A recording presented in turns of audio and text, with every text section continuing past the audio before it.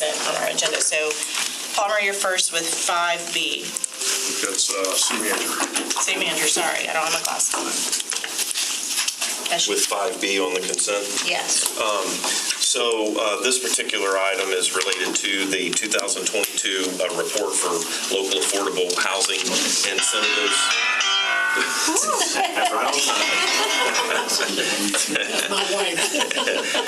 Through the Sadowski Affordable Housing Act, which provides an established funding for the production and preservation of affordable housing, and then through the state initiatives partnership program, also known as SHIP, there's a requirement that an Affordable Housing Advisory Committee review 11 specific incentives that are outlined in Florida statutes, and then there's a requirement that an annual report is submitted. So this item is simply that. It's the annual report.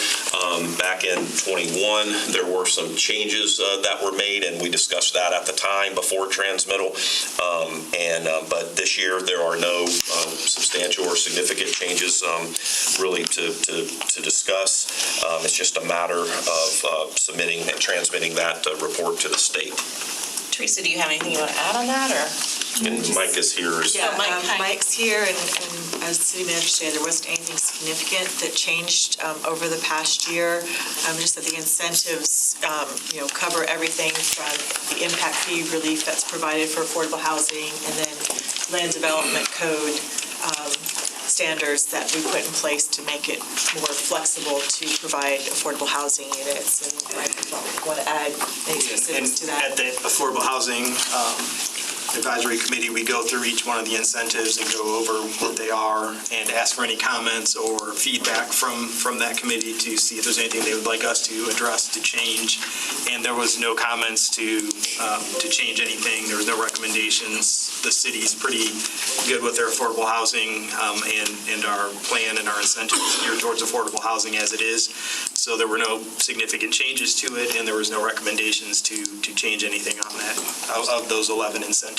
Awesome. Do you have any questions?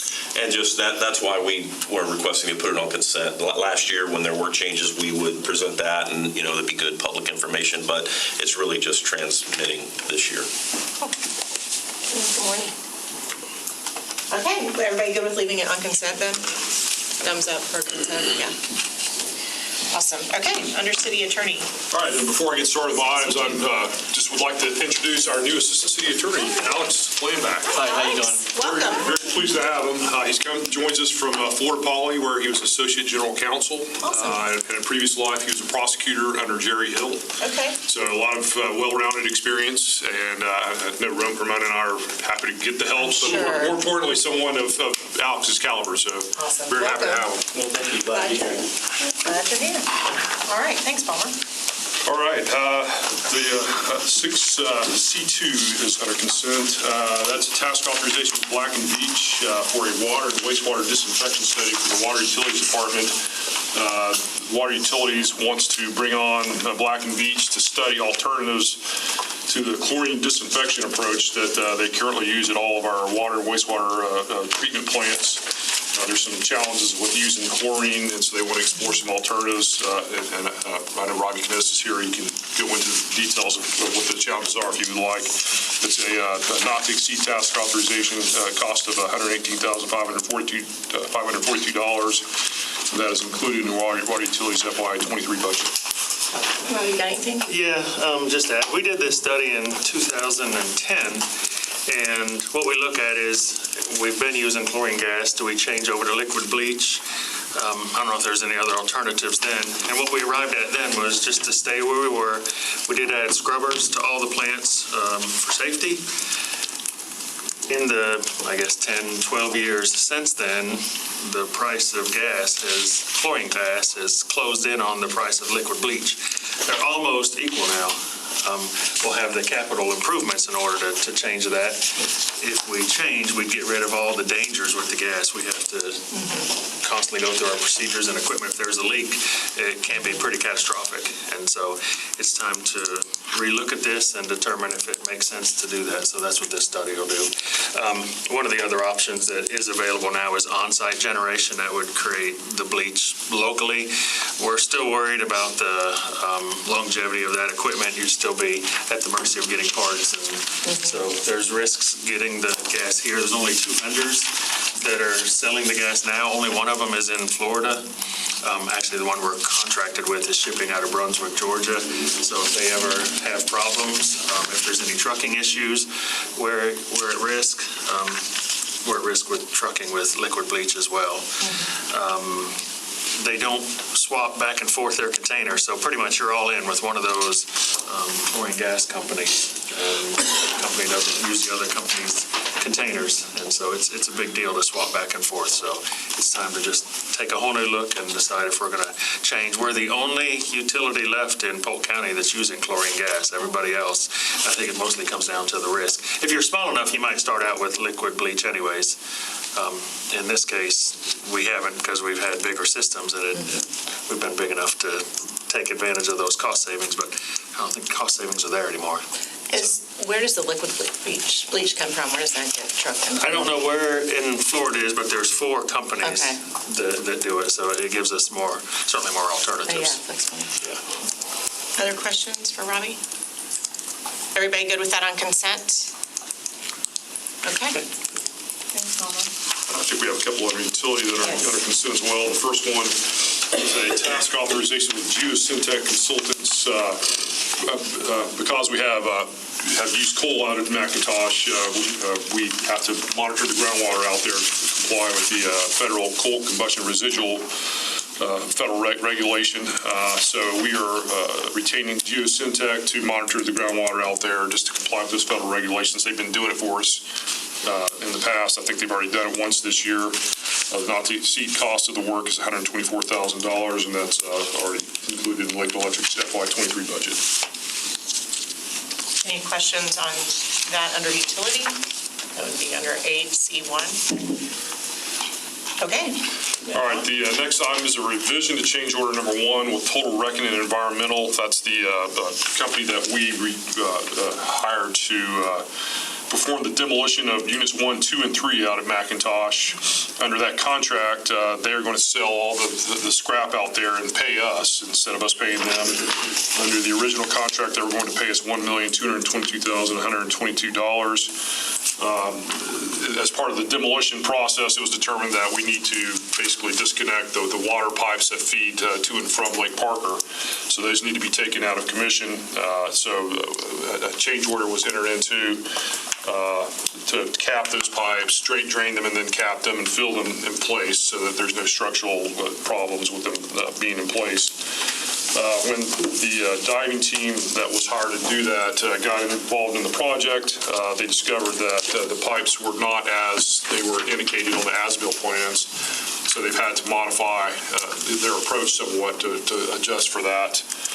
So that's going to, just backing up a little bit, the first change order to cap these things was $46,000, and that's within Sean's $50,000 signature authority, so he went ahead and signed that. But once they got involved in the job, they realized that there was this issue. Rather than just demobilize them to come back and get approval, we went ahead and had them do the work while they were out there. The additional cost is $68,766. So the total change order number 1 will now be $114,766, and that will simply just come off of the credit that they're going to provide Lakeland Electric from the selling of the materials. So now Total Rec is going to pay the city $1,107,356. Questions? Okay, we'll leave that on consent as well. Thank you, Palmer. And that takes us back to the beginning of our agenda. We have no requests to appear from the public, no equalization hearings, and we go to item number 3A1, second reading. Okay, and community development will go through these. The first one is an amendment to our land development code to allow multifamily developments within certain commercial and light industrial districts.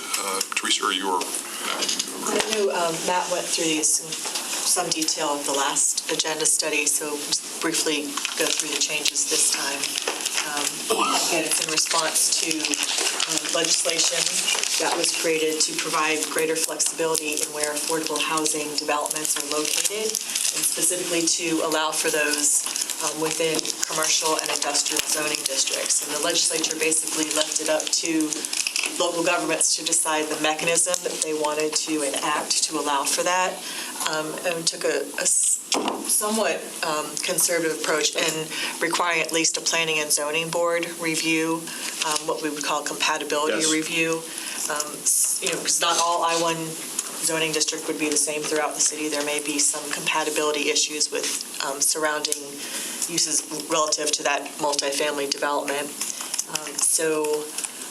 Just an example of the types of sites that we'd be looking at that could be potential redevelopment sites. So the changes will add into our master use list and in our permitted uses table to allow for multifamily developments to be considered in C1, C2, C3, C4, and C5 zoning, and I1, which is like the least intensive of the industrial zoning districts. Again, there will be a compatibility review through the Planning and Zoning Board, and some minimum development standards that would be looked at to allow for the development to occur. There would be an affordability requirement on these units, so we have it at 120% of the area median income or less. And there would be certain design criteria that would be applied to these developments. And this again sets up that compatibility review with notification to all property owners within 250 feet of the subject site.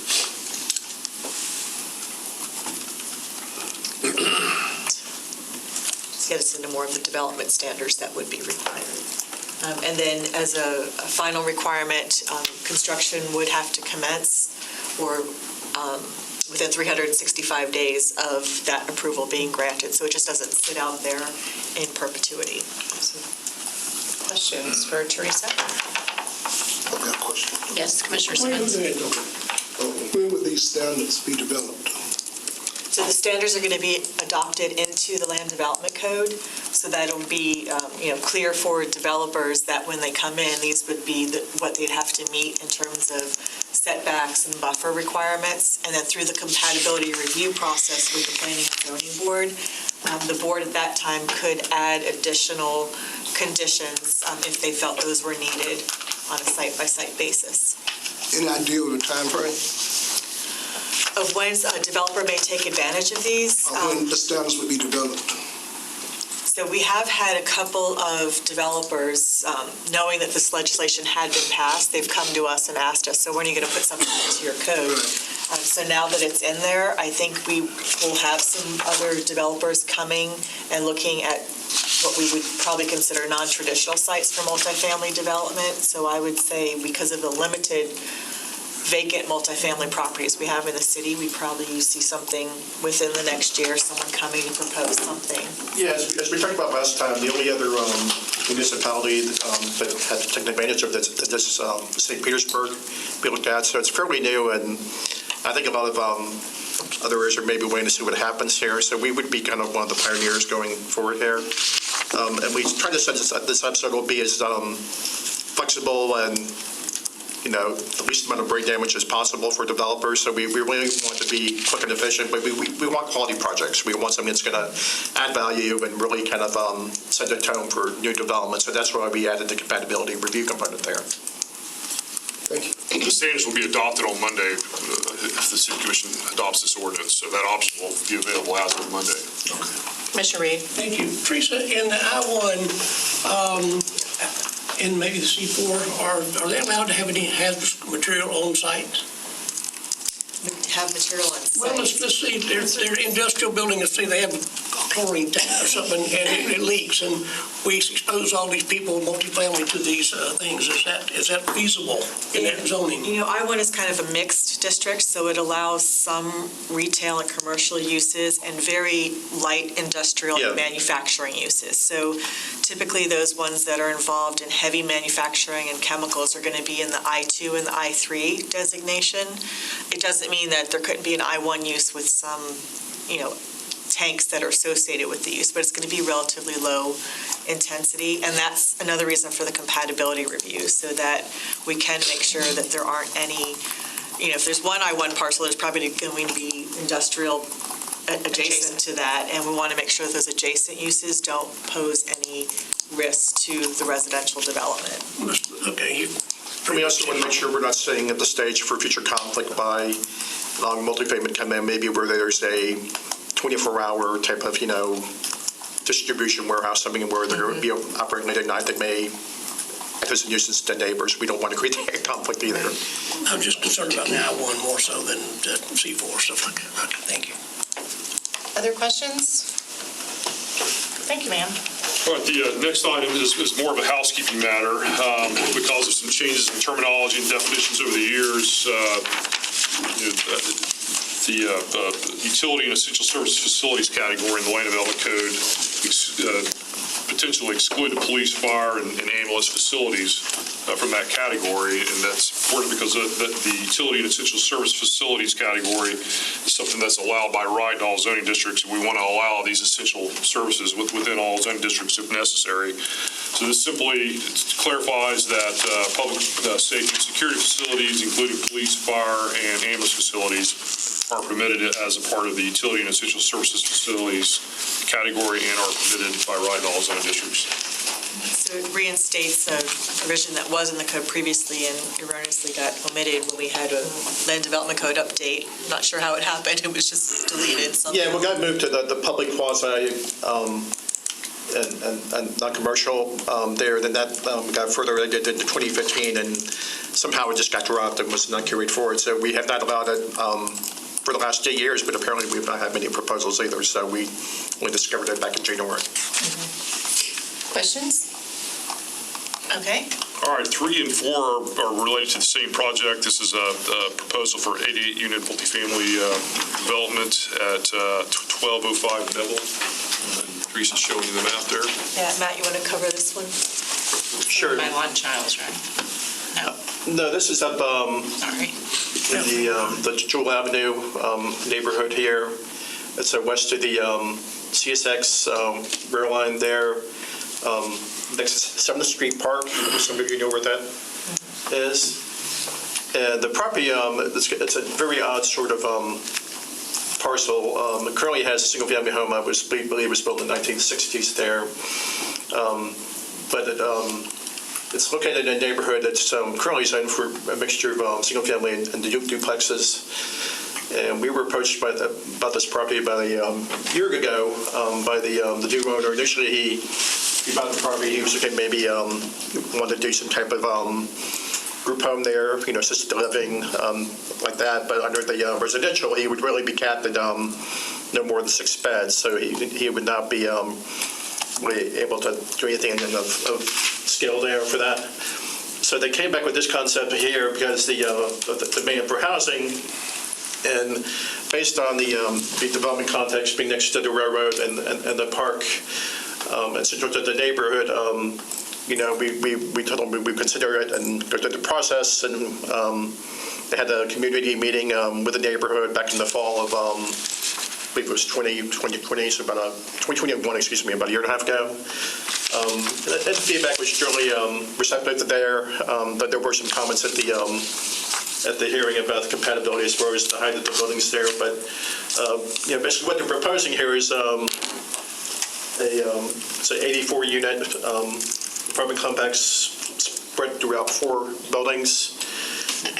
And with a couple of different amenities here is that they have an outdoor play area and grill area and some other things there. But it's really going to be marketed just to meet the demand for workforce housing in the neighborhood there. So it would not be anything we're aware of that would be developed through affordable housing grants at this time. So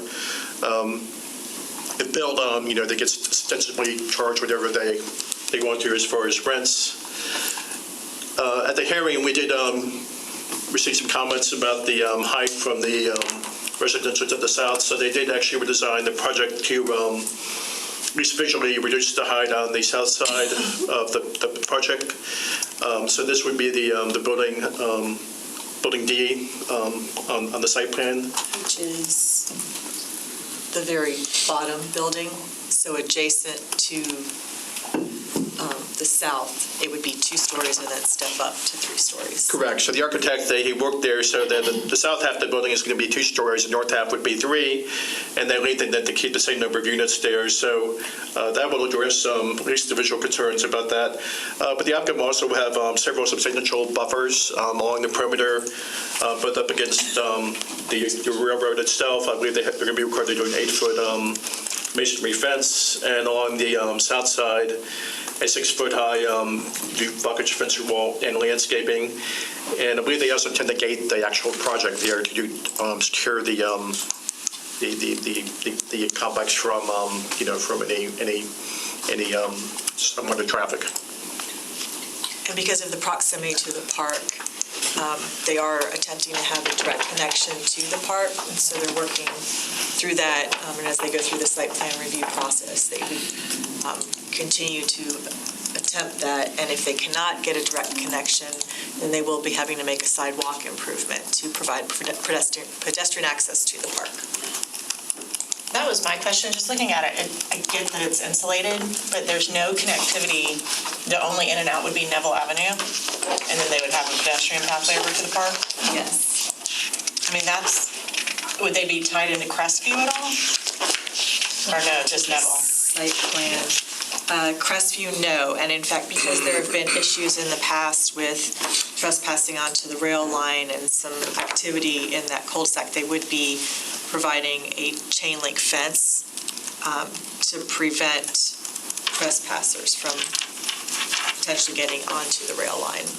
Yeah, it just seems like I think it's a great use, but it's just such limited connectivity for biking or going to a school or anything. It's pretty insulated. Anyway, questions? Other questions? Okay. I'm sorry. Yes, Commissioner Simmons. The residents, are they just general residents, elderly, or? There's no limit currently on the population that would reside in this development, so it's just market rate. How many bedrooms? How many bedrooms?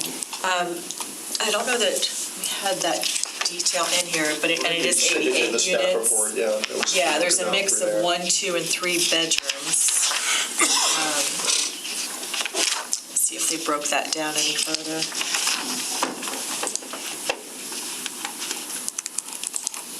Yeah, it just says a mix of those unit types. It might be on the site plan, and so we can report on that on Monday, what the exact number is, the mix of units. I believe the developer and his consultant will be present Monday, so they can answer any detailed questions about this. They are looking forward to move fairly quickly. I believe they're ready to get their financing, so they can get their wastewater capacity from the city. It will go forward pretty quickly. And you mentioned that you had a community meeting, and The applicant did, his consultant had a meeting with Jewel Avenue, the neighborhood association, back in the fall of 2021 there. We were sort of one of the neighborhood churches there, just to get additional input on the project. So that was kind of the first step before they actually applied for the zoning and land use amendment. and so the only concerning comments were, I think you mentioned height of the building. Were there any others? I think affordability, obviously, it was, I think, a concern even back then. And I think just,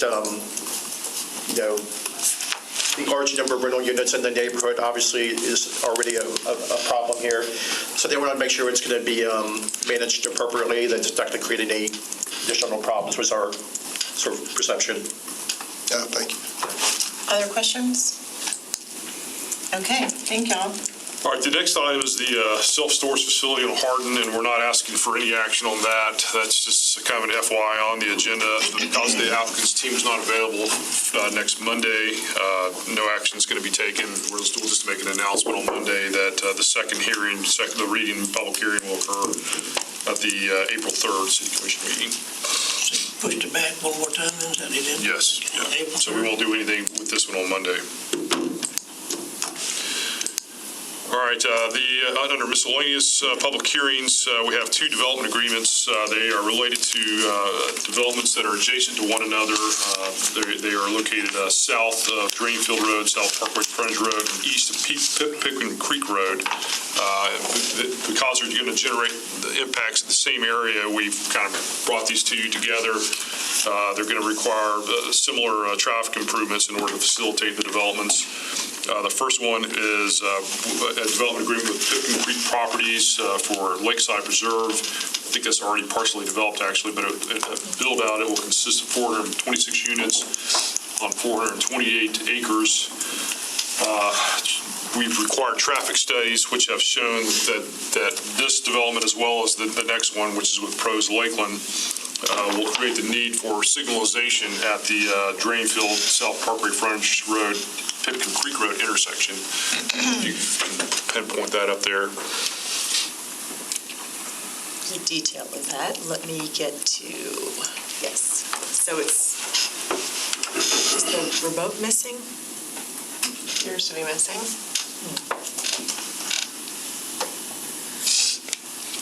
So this intersection here.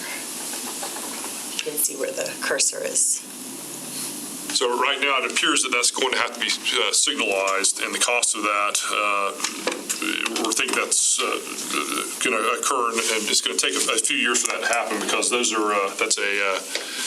Drainfield is a DOT road, and then South Pickman Creek Road is a county road. So they're going to have to get approval through those jurisdictions.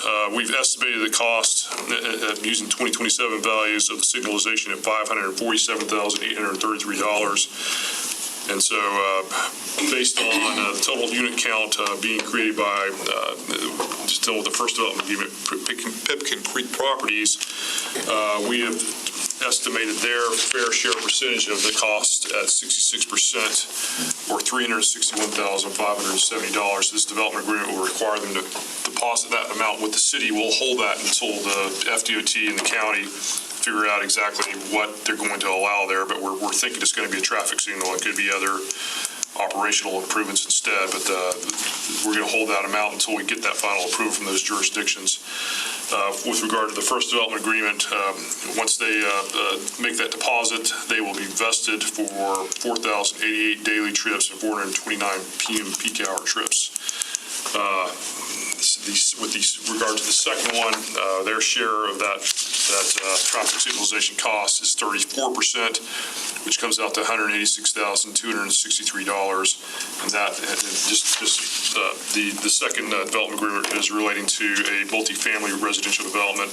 It'll be 391 units on 22 acres, adjacent to the previous development. And when they make their deposit of $186,263 to the city, they will then be vested for 2,862 daily trips and 219 PM peak hour trips. Just procedurally, with a development agreement under Florida law, it requires two public hearings, so this will just be the first of two public hearings, and we'll announce the date of the second public hearing, which will be, I believe, April 3rd. Okay. So no action on Monday, just a public hearing, though. Questions? Yes, Commissioner Reed? How much of that land is dry? It's minimal, isn't it? Of the larger Pipkin, LLC? yeah, the Lakeside Preserve, sorry.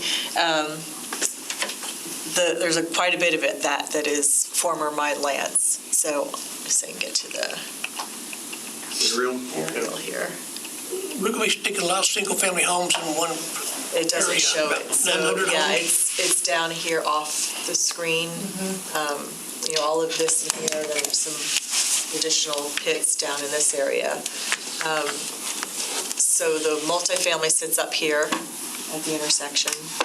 And then most of this has been already site developed, and construction has commenced on a majority of the homes within the first phase.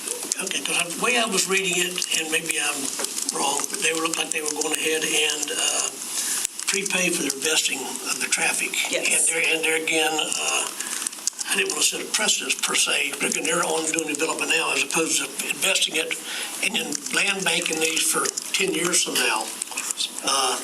They're going to develop this immediately, or they're going to sell these credits to somebody else for bigger money down the road.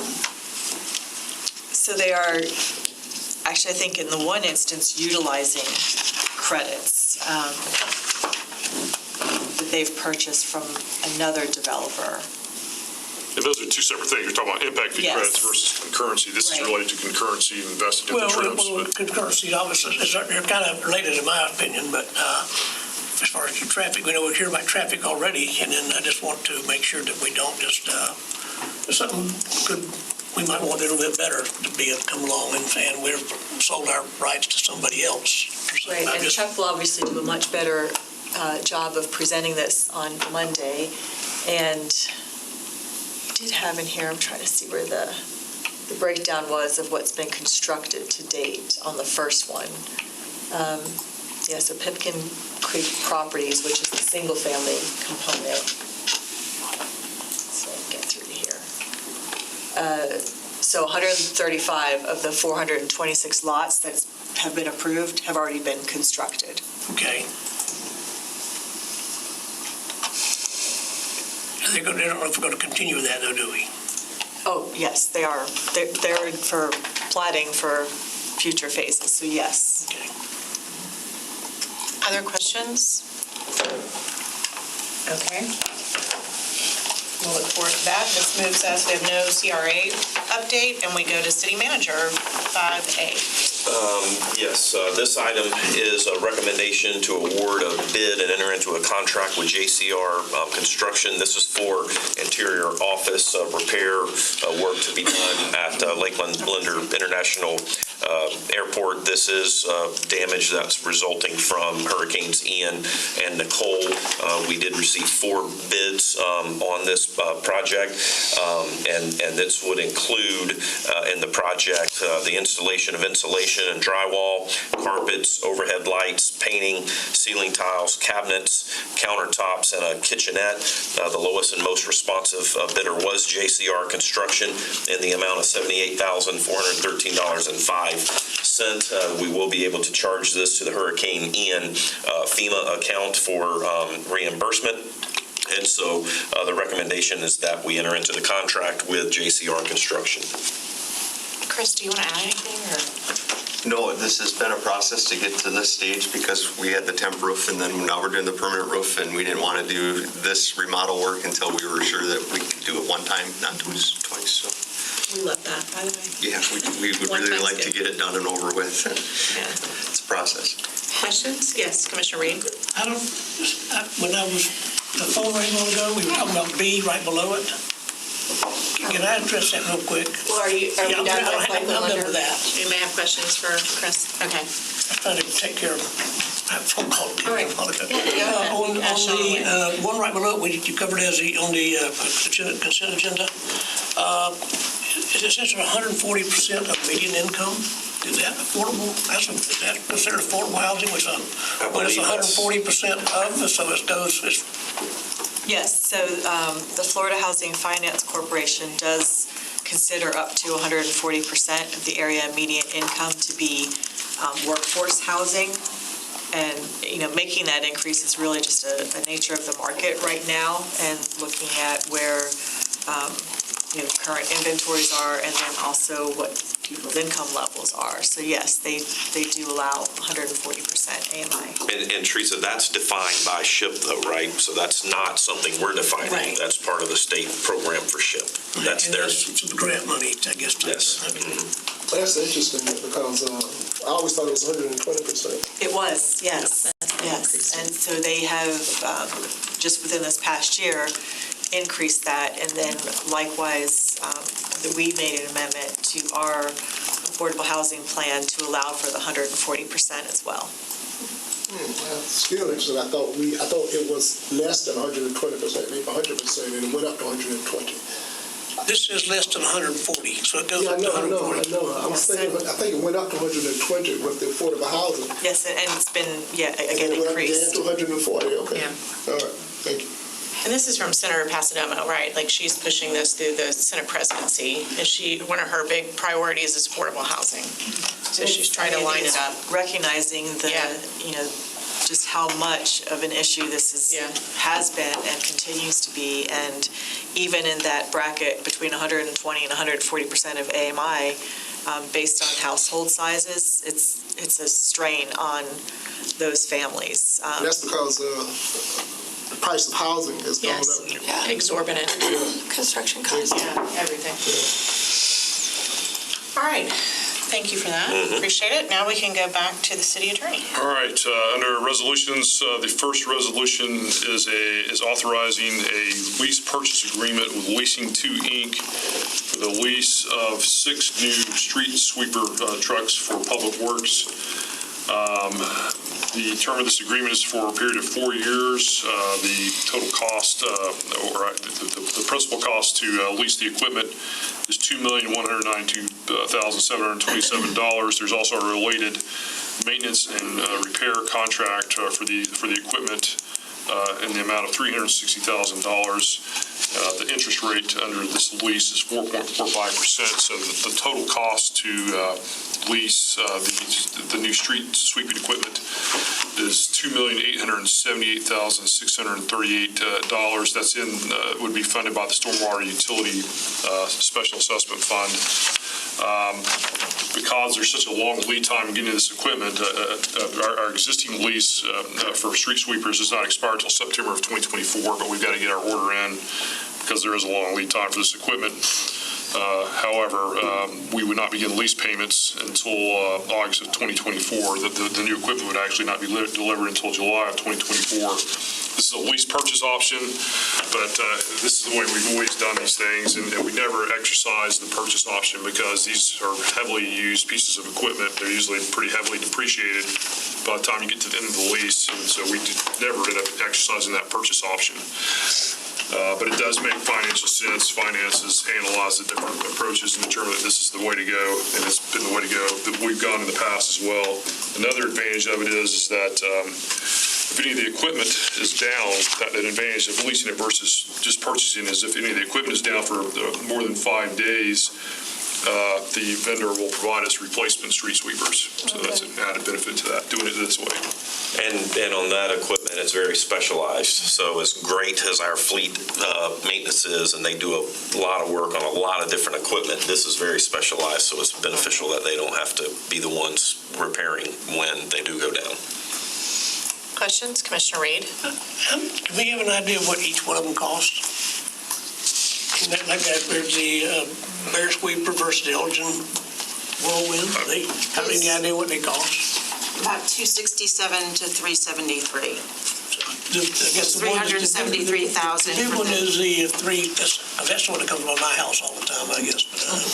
Yeah. 350,000 about, basically. No, a little more than that. So 367,000 for the vacuum sweepers and about 373 for the mechanical sweeper, Okay, which would be the Broom Bear. thank you. Other questions? Okay. Okay, the next 2 resolutions are authorizing the subordination agreements with the FDOT. The city has various sewer and electric easements up around the I-4 State Road 33 interchange. As you know, the DOT is moving forward with that project, and they always require that we subordinate our easement interest to them so that they have clean title to their right-of-way. With all of these subordination agreements, the DOT agrees that if they require us to relocate our facilities, they're going to pay those relocation costs. So we're made whole by these subordination agreements. Questions? Okay. All right, Under C1, that is related to the lease purchase agreement for the street sweepers. That's just the separate agreement for that. The second one was a consent agenda. The third item is an agreement with Kaminga Rubitz for additional gravity sewer line replacement along Griffin Road. At the last city commission meeting, you approved an agreement with Kaminga and Rubitz for them to replace approximately 1,600 linear feet of sewer line. You heard about how the pipe out there has been compromised and is in danger of collapsing. So this is kind of an emergency issue. This is phase 2 of that project, and it would be for the replacement of an additional 600 linear feet of pipe up there.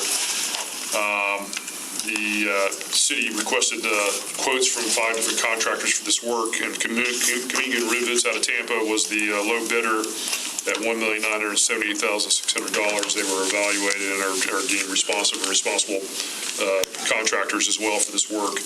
The work would be completed within 120 days of notice to proceed to Kaminga and Rubitz. And Robbie's here can explain any of the issues that we're having up there. This is what we talked about Yes. a couple weeks ago. Yeah. That one was a lot of work, but it was a little easier because it was all down the road. And when we do a lane shift, I think traffic will be a little easier. There'll be some driveways and still be complaints. This particular one is right at 98. And so there's turn lanes there. There's a lot going on. We actually have what we think is a hole in the pipe. We put some millings over it, and sucking dirt is what creates the hole. And so we've kicked the can down the road enough. It's time to get in there and fix it. So we got our prices. Right now, we're planning to work it. The approach is 24/7. The company, when they finally get the structures and all the materials, they'll get in there and repair it all in 10 days. It's going to be contingent upon what DOT says, because we're going to have probably lane closures out in 98. There's a piece that we haven't quite worked out yet. There's a couple more segments. We call it a segment when it's between two manholes, piece of pipe between two manholes. There's a segment that goes across 98, and then the 2 segments that are in front of 7-Eleven. And our plan is to line those. We don't think those are in as bad a shape, and quite often we'll clean the pipe out and put a liner in it and cure it in place, and you get a ton of life out of it. The problem with Griffin Road is that steep downhill. And so when it gets to 98 right now, staff thinks that it flattens out, the pipe is more full, so it just didn't have all the same gases. Hopefully it doesn't have the same corrosion, so we think the lining is going to solve that, and we're working on those proposals now. But this one is going to be a doozy. They all need to be done at the same time. We're going to put in pumps, take all the flow off of that segment. There's a bunch of laterals, there's pieces coming in, and I think there's a map in your agenda to kind of show that. But there's several laterals that come in there. We're going to have a lot of pumps out there. It's a big deal to set up that bypass. So when we hit it, we need to hit it hard and fast. That bypass pumping is a huge, huge cost. And so we want it to be as short as possible, and hence their approach to work at 24/7 if DOT allows. The plan is hopefully next week or the week after, get the 2 contractors and DOT all in a room and say, what are you going to let us do? Here's how fast we can work it. What do you want for lane closures, and work out all Why that wouldn't MOT. they let us do 24/7? What would be their stance against that? Or I think we're going to end up having some lanes on 98 closed. So the picture doesn't show the other side of 98, but one of the manholes is over in the intersection. So people coming down 98 to turn on Griffin to go beside Home Depot, that'll be closed.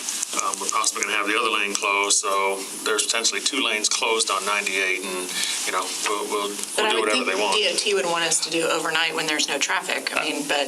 I would think so too. Okay. So we'll see. And there's a bit of an unknown. So the contractor, K&R, thinks they can do it in 10 days. What hasn't been totally ironed out is they have work in the same spot. They can't work at the same spot at the same time. They're going to have to time that out. So it might end up taking a little longer, and whether that takes 14 days or whatever it takes, we're going to put all the heads together and iron it out, and like I say, then get out notifications. The plan is to get all the materials and probably be working on these couple of segments around 98 middle of next month.